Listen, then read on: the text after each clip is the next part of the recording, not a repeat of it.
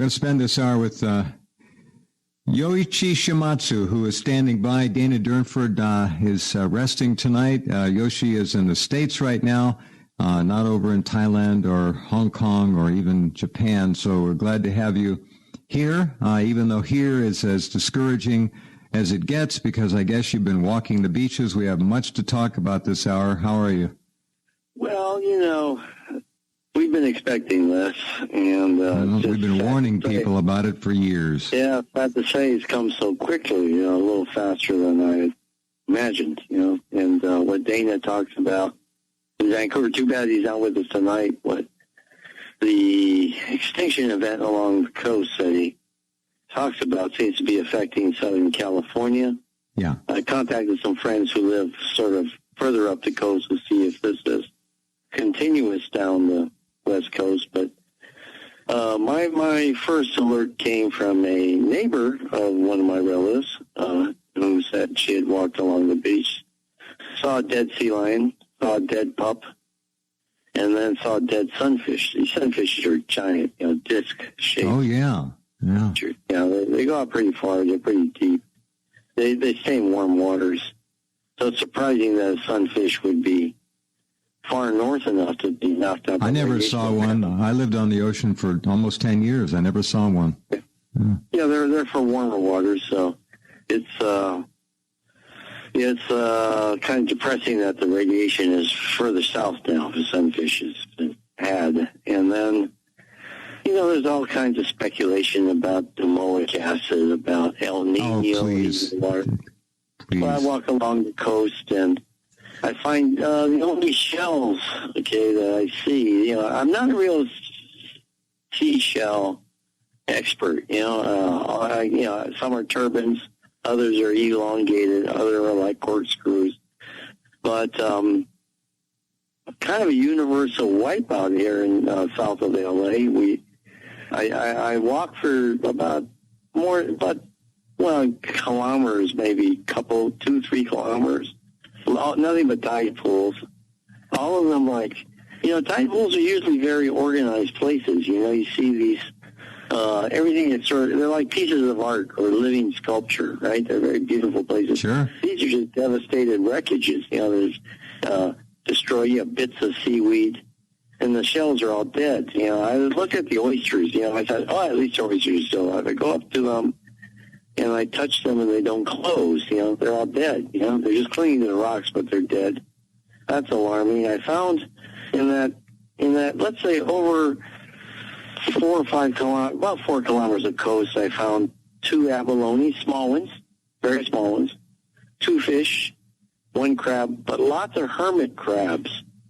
And I'm wondering, I've never seen so many hermit crabs in my life because all the shells are dead. The turban shells are all dead. And they're packed with hermit crab large ball. And I realized why are hermit crabs, I'm thinking, why are they the major survivors of this wipeout? And I realized, they hide in these shells, and the shells are sort of like armor against radioactivity. They contain calcium, right? The shells make calcium. Oh, very smart. And so they're resistant to, so in other words, the calcium will resist strontium because they're very similar chemically. So from that I can deduce the fact that hermit crabs are alive. They hide in these shells. Now mollusks, of course, won't survive because they're soft tissue, right? But hermit crabs got dual protection. That's a very good call on your part. Very smart. Yeah, they got the shell on its back, calcium shell, and then they got their carapace, this armor around them. So they're more protected than other creatures. They're very opportunistic animals. So basically, I figure out this must be strontium that's killed everything. Yeah, strontium. Because strontium is, it penetrates your bones, so it's penetrating these shells slowly. So therefore, the hermit crabs have this defense, the calcium act, like kind of a shield against the strontium. Right. So we have so the strontium's killed everything. Now the algae along the tidal pools are dead. Further out, you have to understand, we've just seen this low tide, right? And it's been this full moon low tide, so it's a very, very low tide. So I go out to the end of the rocks, where the rocks disappear, basically. Right. The tide pools disappear. I can walk out there. I notice there's seaweed out there, okay, living seaweed on the rocks. Uh-huh. But halfway in, it's all dead. It's gone. Okay, it's broken apart. Then I measure the kelp. The smaller kelp don't have much radiation, but the larger ones, the really big ones that are like several years old, they're like 0.36 microsieverts. So that's pretty high. Those are Fukushima ocean. That's right. Let's say it's offshore Fukushima. Yeah. When I measured off, let's say below south of the Fukushima nuclear plant, that's about the levels in the kelp there. So not good news. Wow. That's very bad news. So basically, we can assume the kind of destruction that Dana Durnford has been talking about, while maybe it's not as extreme as Vancouver in terms of the thousands of species knocked out, we have like a significant destruction. And the other really interesting thing I found, I've never seen so many tiny shells. I was thinking of this, I don't know if people remember, he was a really sleazy crooner from Hawaii named Don Ho, and he would sing a song to the tourist ladies called Tiny Shells. Yeah. Tiny shells in the water, in Hawaii. And I'm just thinking, I've never seen so many tiny shells.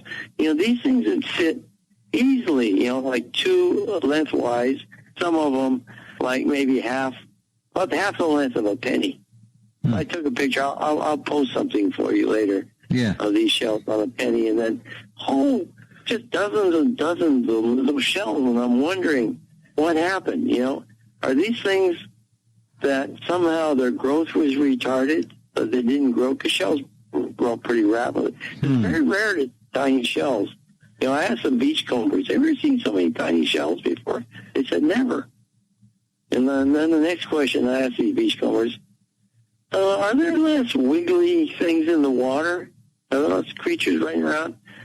And they just gave me this depressed look and nodded and walked along.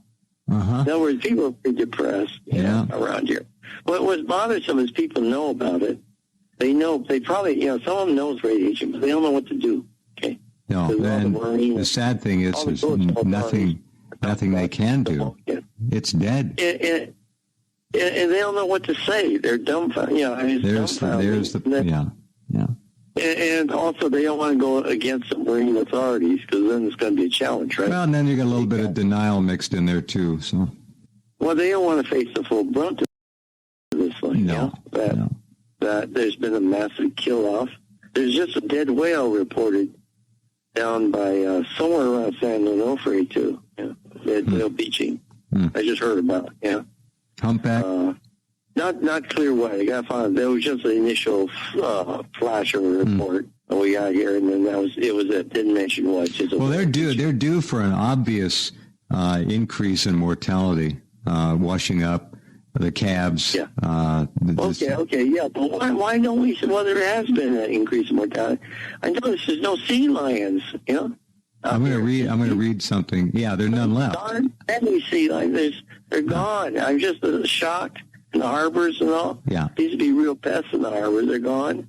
And then wait. When this neighbor tells me about the dead sea lion mother and pup, it's at nighttime. So I said, well, I check the tide chart. Okay, about 3 in the afternoon is low tide. So I go out about 12:30.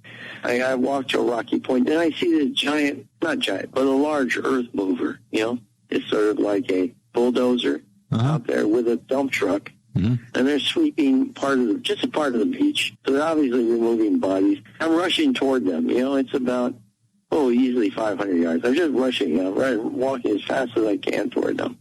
But then by the time I get to them, they're gone. They scoot up the hill and they're gone. In other words, this is like kind of a very, they dart in and dart out. They do these operations to remove all the larger dead animals. Yeah, it makes sense. You got it pegged.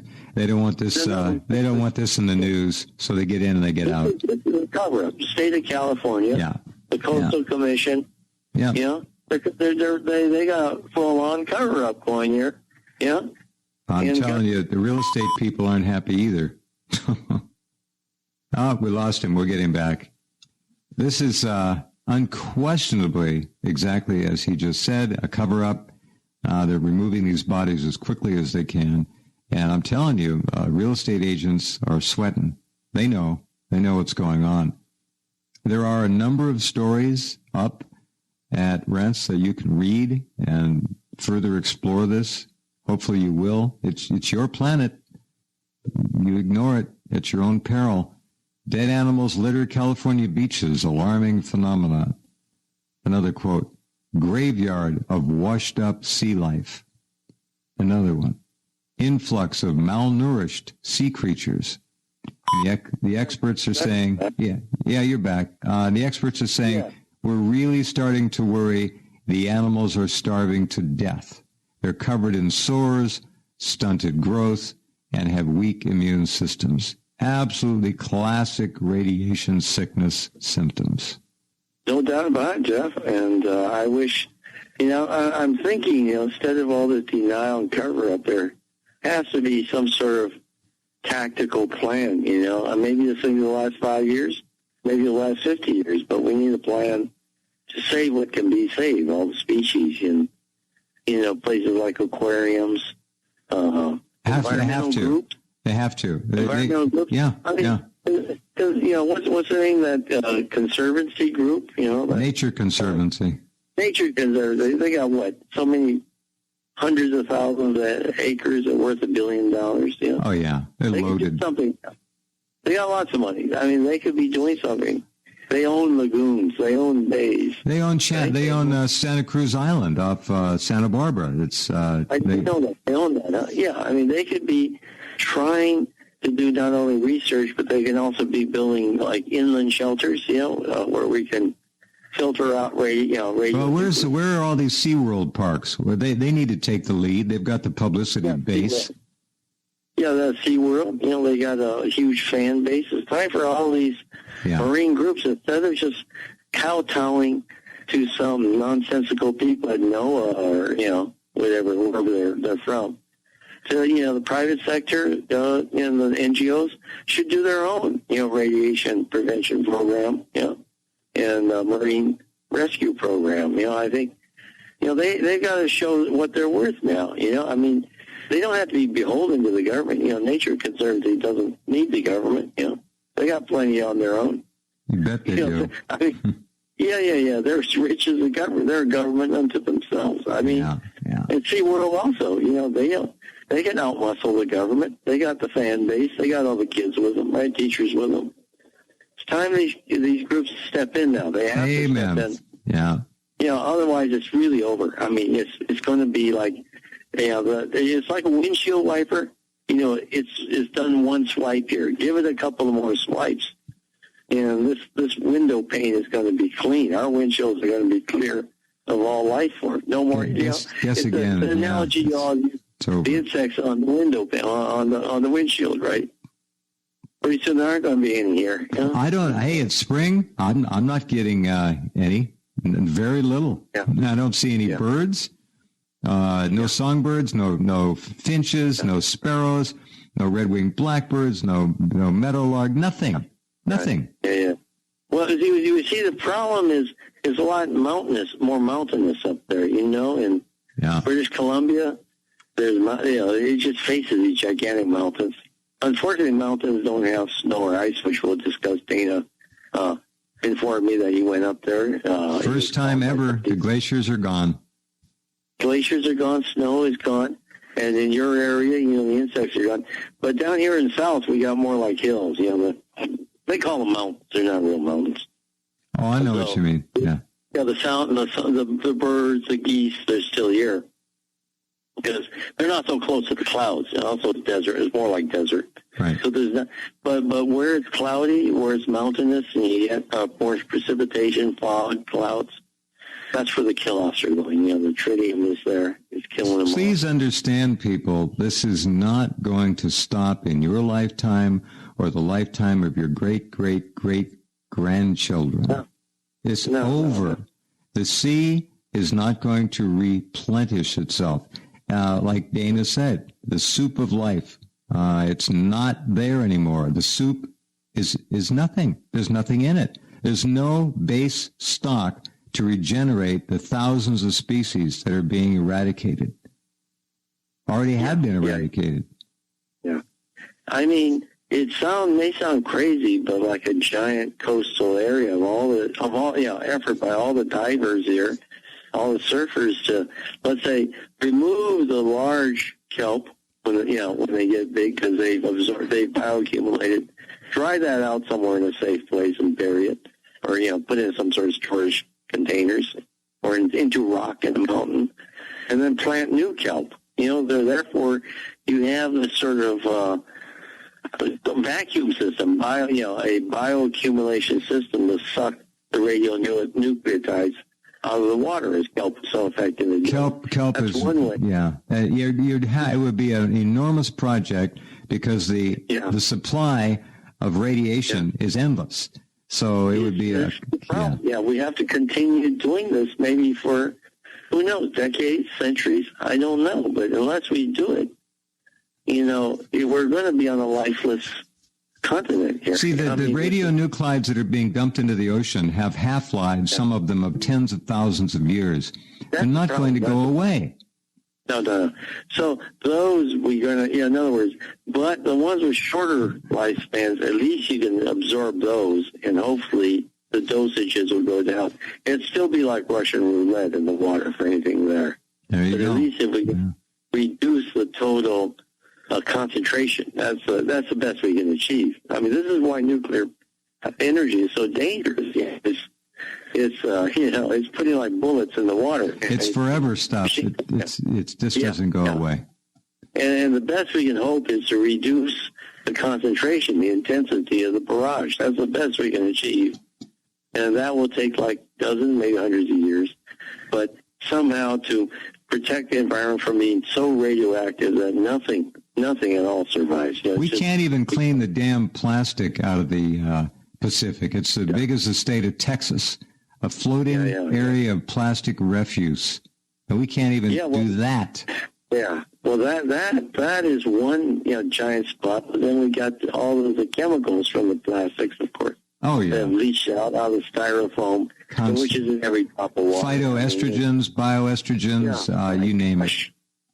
What have we done, Mike? It hasn't been that long, has it? Yeah. Nuclear power came in the 60s. Plastic came in about the same time, right? Mm-hmm. I mean, these things haven't been around that long, 60 years. That was going to be like in 200 years. It's not going to be 200 years. That's what we got to realize. A fly speck of time. Yeah, we talking about when you and I were kids, this stuff came in. Yeah. And in one lifetime, we're just about finished off the planet, In 5 years, friend, 5 years is one of the major parts of that death knell we've given to the planet. Yeah. And all these remember, all these reactors, all nuclear power plants are spewing radiation around the clock into the groundwater, into the air. People, you're dying if you live near a nuclear power plant. Get the hell away. Upwind. Yeah. And it's tough. It's in the air. I mean, they spew the stuff in the air. It escapes as gas. The nuclear waste is not properly disposed of. That's leaking out. A lot of that material, like the low-level waste, gloves, uniform, are being burned, incinerated. Exactly. That goes up in the air. Yeah. We have so flooded this environment with radiation. There's so many chemicals, so much garbage in our diet that, really, in one, very, very conceivably in one generation. I mean, by the time That's you and I get over, it's basically over. The next generation has no chance. Yeah, no chance. That's what's happening in Japan, as everyone knows. It's like, yes. It's not, they say, well, Japanese couples don't want to have kids. Japanese women don't. They're afraid to have kids.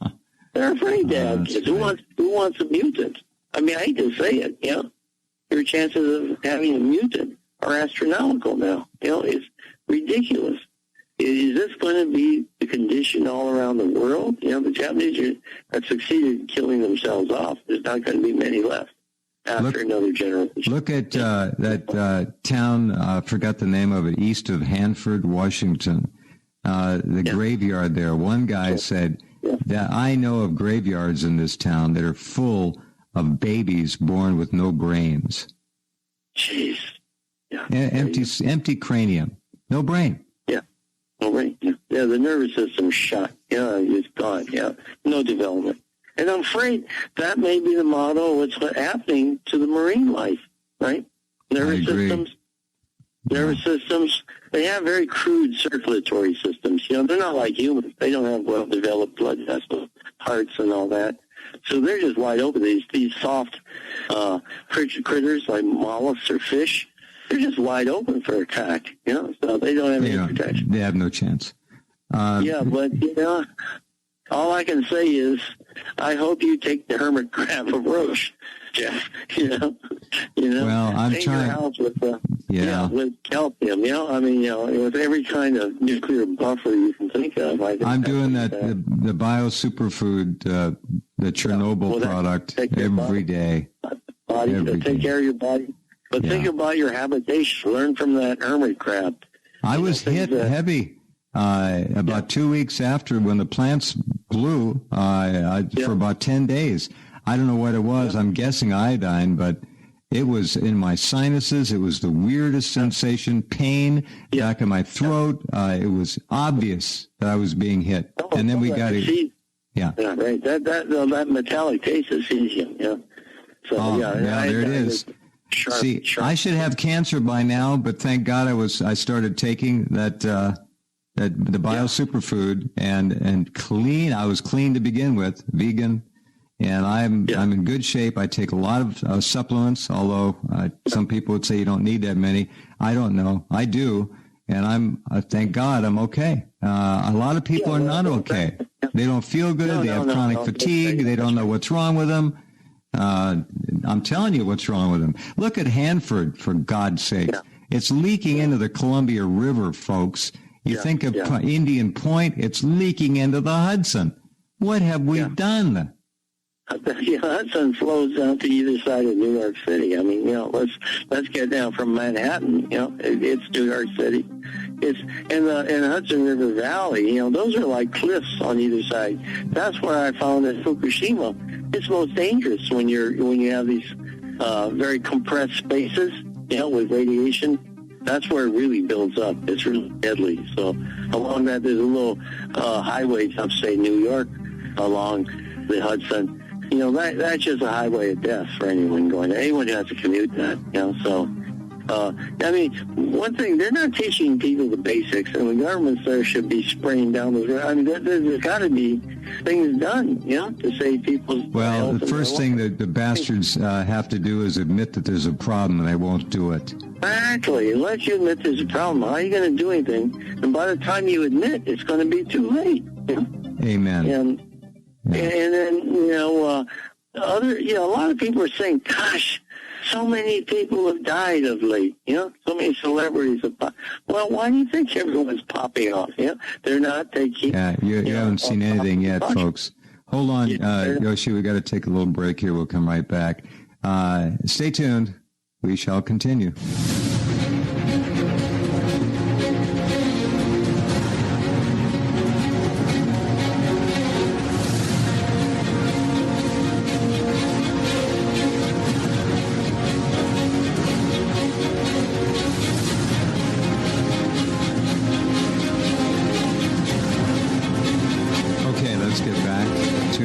Conversation. It's our weekly report on the Fukushima catastrophe, and you'll be with us for the rest of our lives. As I said, thousands of years, barring some kind of off-planet interference with technology we couldn't dream of. Nothing we can do. There's a story going up tonight, two of them, I want you to take a look at. In the Fukushima radiation section at the very top center column of the news department at Rents, ruined Chernobyl nuclear plant will remain a threat for the next 3,000 years. Horrible. Now, Fukushima is going to remain a threat, in fact, an agent of annihilation, mass extermination and extinction for maybe tens of thousands of years, barring some kind of technology we can't dream of. The technology needed to repair it, to reclaim it, to salvage it, to shut it down, to cap it doesn't exist. Another story, Idaho Falls. If you live in Idaho Falls, you better read this story. A darkened central control room with more than 25 computer screens watches over nearly everything occurring inside the radioactive waste treatment plant west upwind of Idaho Falls. The Advanced Mixed Waste Treatment Project. A waste treatment project for radiation. It's a major radioactive waste facility, and there are trouble issues in Idaho Falls. Read the story. I'll put it up later tonight. Talking with Yoshi, as we do nearly every Monday for nearly 5 years now. And the story is not good. You've heard him talk about his walk along the beach. I read a little bit of the material regarding what's happening in California on the beaches. And any of you listening who live on the beaches are probably already seeing this to a degree. I'm going to read just a little bit more here about the story that nobody will talk about. Dead animals litter California beaches, a graveyard of washed-up sea life. The experts say we're really starting to worry. Starting? The animals are starving to death, covered in sores, stunted growth, weak immune systems. They're dying, folks. And they're not just starving to death. They're starving to death because the food chain is destroyed. Here, I'm going to read some quickies. NBC, LA. Officials are investigating why 6 sea lions are washing up on shore. The Laguna Beach Pacific Marine Mammal Center has an overflow of sea lions. The reason for the influx of sea lions remains a disappointing cold water food source. Wrong. NBC LA, a second story. Now an alarming number of sea lions are washing up along our local beaches. When they say washing up, that's a euphemism for basically they're dead. It is taking longer to rehabilitate these 6 sea lions.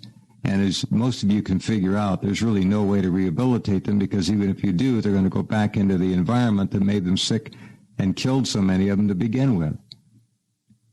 Laguna Beach Independent, a newspaper.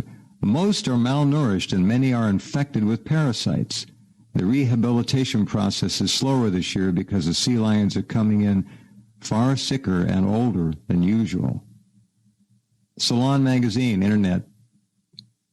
Dead animals litter California beaches. California is in its 3rd straight year of unusual mortality rates for sea lions. The dismal state was first declared January of 2013. Think 311.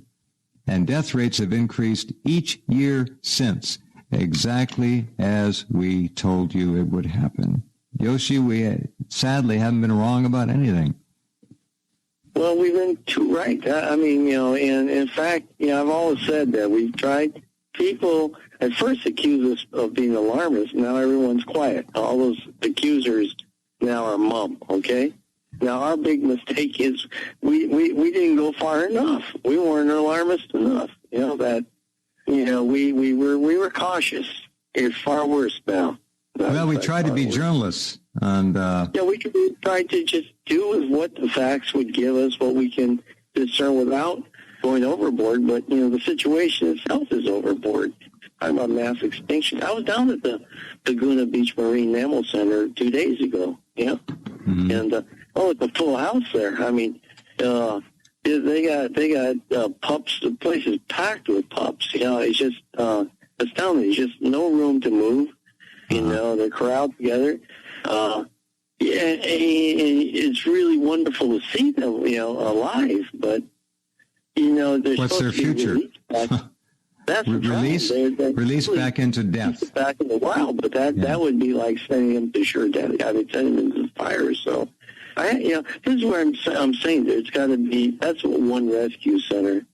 I wish they would be gutsier and they know it's radiation. They're not going to say, Now their guides are saying that they're all suffering from starvation, from a lack of fish due to warmer waters.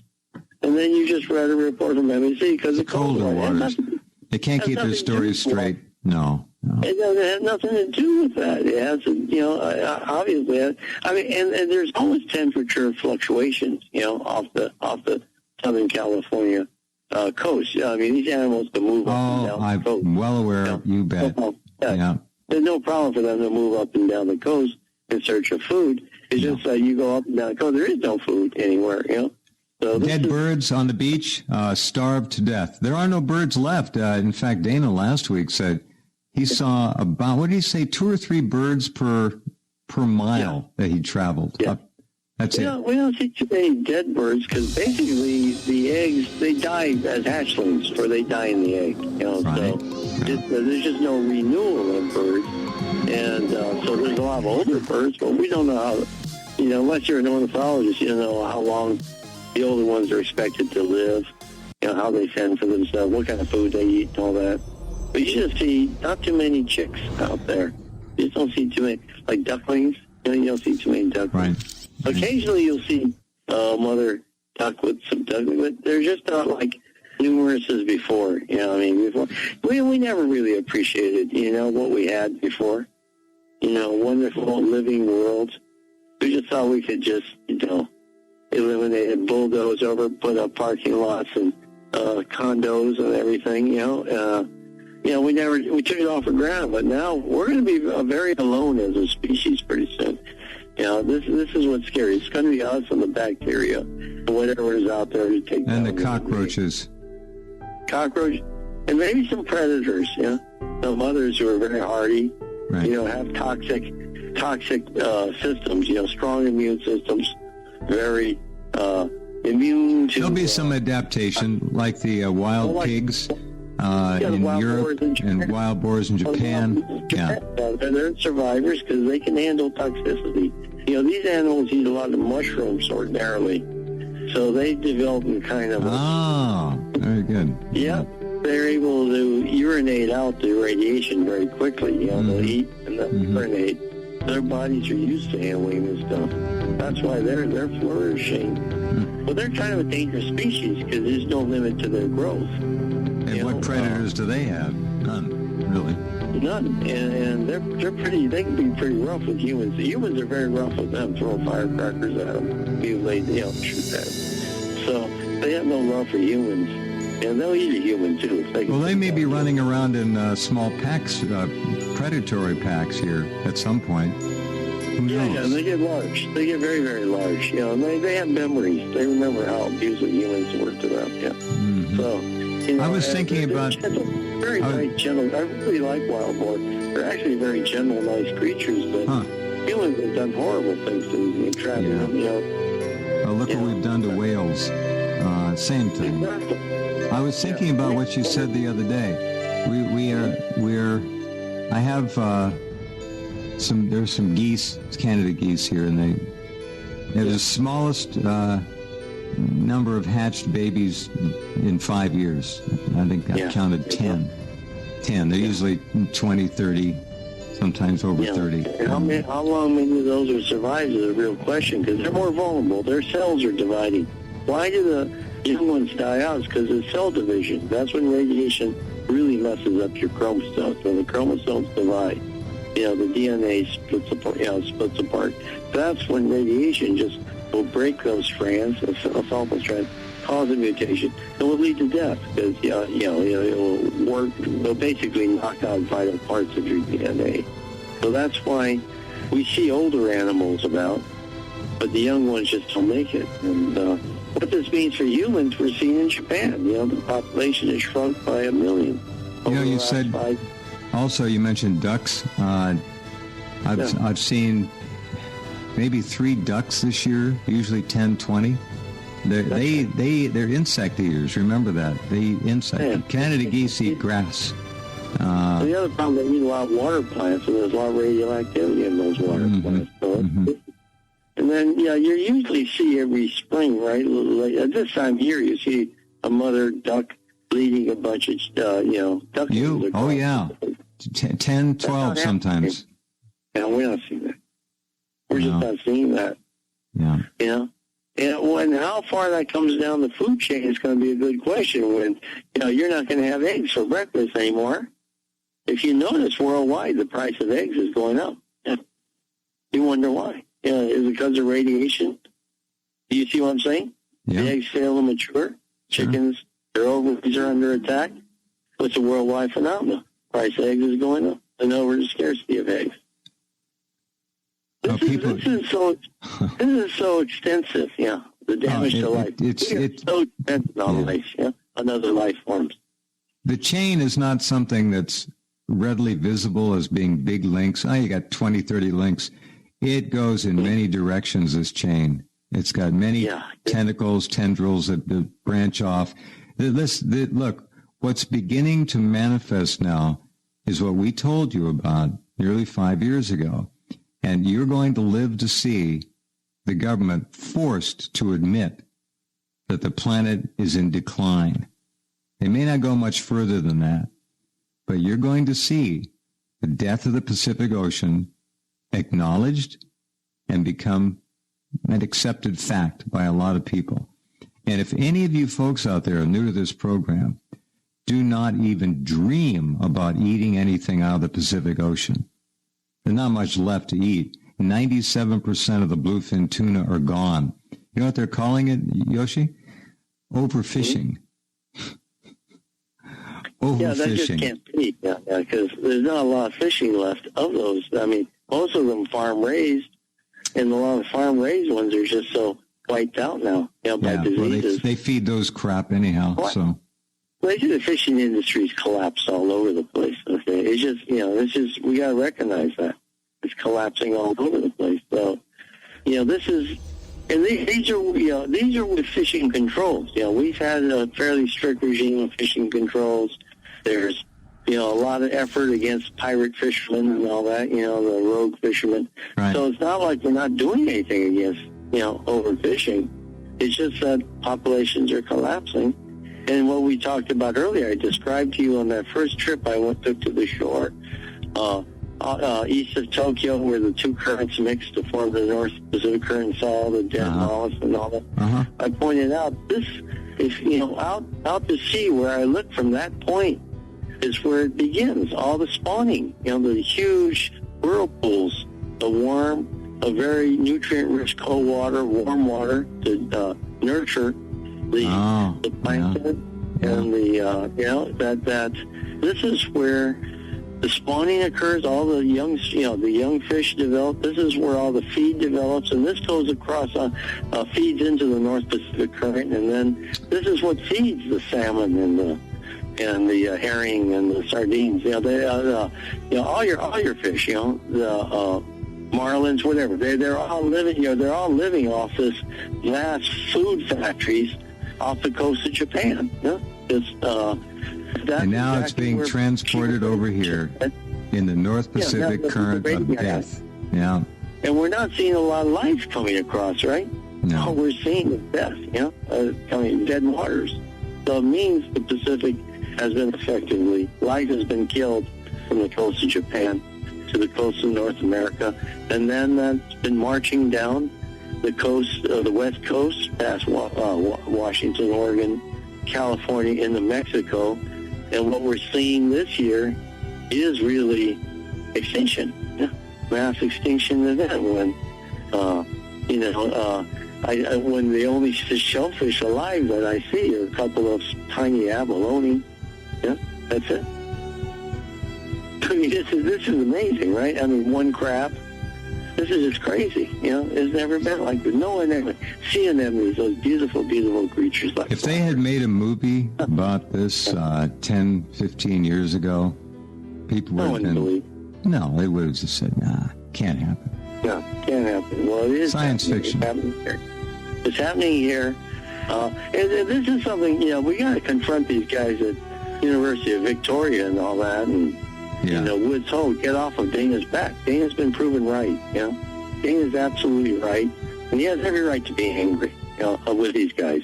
They have no right to tell bald-faced lies to the public that everything is okay histomoic acid.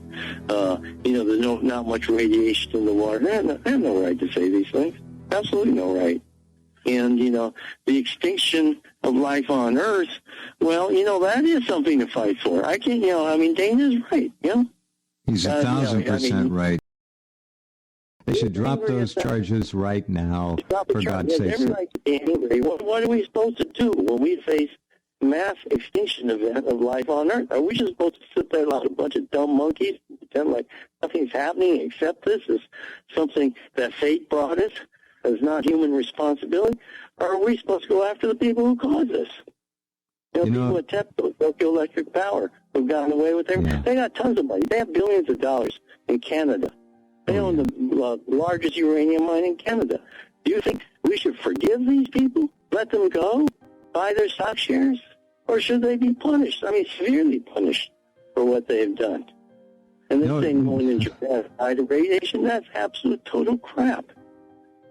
Milwaukee City, I made a new video about this. I talk about how Community of 2000 disappeared when the tsunami were lost, but they weren't reported. They were near a nuclear waste dumping ground.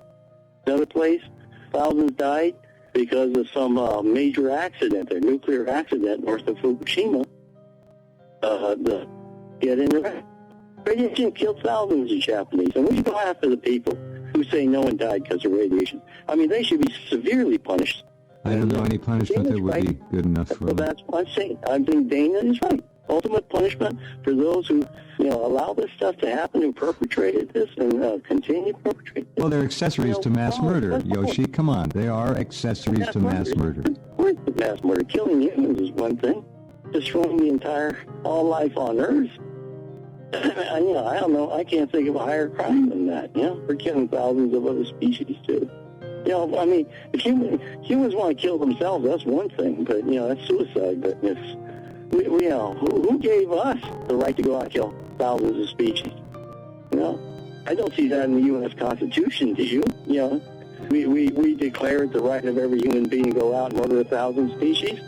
That's not a protected right. That's not a privilege. It's a criminal offense of the worst sort. So I really hope that people in Canada see the light here and realize Dana is absolutely right to get angry. Someone's got to get angry. Somebody's got to do it. Another thing, he's actually, because of his heroic, selfless work, he's taken future pressure off these people, these liars. He's done the work for them. So later on, they don't have to be so accountable, do they? Because he's already put the stuff out there. I think they just got to drop this crap and leave him alone, for God's sake. He deserves the highest medal of freedom we can give to somebody. Exactly. Canadian government owes him a medal. And they should shut down their uranium mines before all Canada is gone. Yeah. He's done a service to his country. He's done a service to North America, to humanity, and to every living species out there in the Pacific Ocean. And it's not just the Pacific. I don't know if you noticed it. It's a very cold night. Is it cold up where you are? It was cold last night. It got down to, there was snow in the surrounding mountains. It got down into the upper 30s, 36, 35, 37. Very cold all of a sudden. Yeah. And isn't that funny? That's just timed after Tokyo Electric Power says it's going to release all the tritium. Oh, they did. That's right. That's right. That before. The tritium, they released that stuff. It's highly volatile, very active. Yeah. It's radioactive, gets into the atmosphere, gets into the clouds, goes to the North Pole, cracks apart the ice. That's what's destroying all the glaciers in Canada now, and wiping out all the snowfields. Ice crystals don't hold up, and when you destroy ice, what you've done is you create enormous volatility. The cold, instead of staying on the ground, right? Mm-hmm. Instead of staying in the ice, it's released, and that's why we have this cold. It's just perfectly timed with the Tokyo Electric say we're going to open, we're going to unloose the tritium. We're going to dump into the Pacific. Yeah, and who still, the United States government, the Canadian government, to anybody say, you're not going to release tritium, into waters that are coming to our shore. They haven't even said anything about the damn. How about the incineration that doesn't slow down? Yeah, in Tokyo. Yeah, they're incinerating stuff in Tokyo where the Olympics are going to have, with radioactive isotopes. Mm-hmm. Radioactive isotopes, yeah. Yeah. In a very gasified form, gasified form. They've been burning that for over 4 years, folks, and it goes into the air. A lot of it gets picked up and brought over here. A lot of it comes back down on them. I mean, it's suicide. It's crazy. Yeah. It's nothing. Can you think of one intelligent thing anyone's really done about this disaster? The reaction is like, can we think of the worst possible thing to do to make Fukushima worse, to make it global? That's right. That's exactly right. Unfiltered. In other words, when they put it in a plasma furnace, you can't filter it out. It becomes an ionized gas. That's my point. Yeah. It's just beyond belief. Anyway, our good thoughts, as we've said, and I hope all of yours go to Dana. I hope they drop these charges against him for simply doing the job that needs to be done. And that's all he did. He cares about this planet. He cares about the countless species that have been lost, and many will never be seen again. Ever. Ever, ever. Well, we're on the doorstep of a massive extinction event here, and it's unfolding right before your eyes.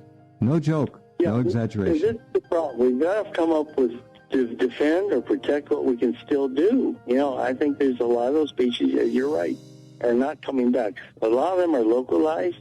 Yeah. There's a lot of subspecies, probably tens of thousands they're of gone. subspecies. Never even cataloged. Don't even know. Yeah. We're in the midst of the greatest tragedy for life on Earth. This is probably greater. I've always said that. I think this is greater than what happened in the Ice Age. This is, I won't argue that. Not for 1 second. I totally agree.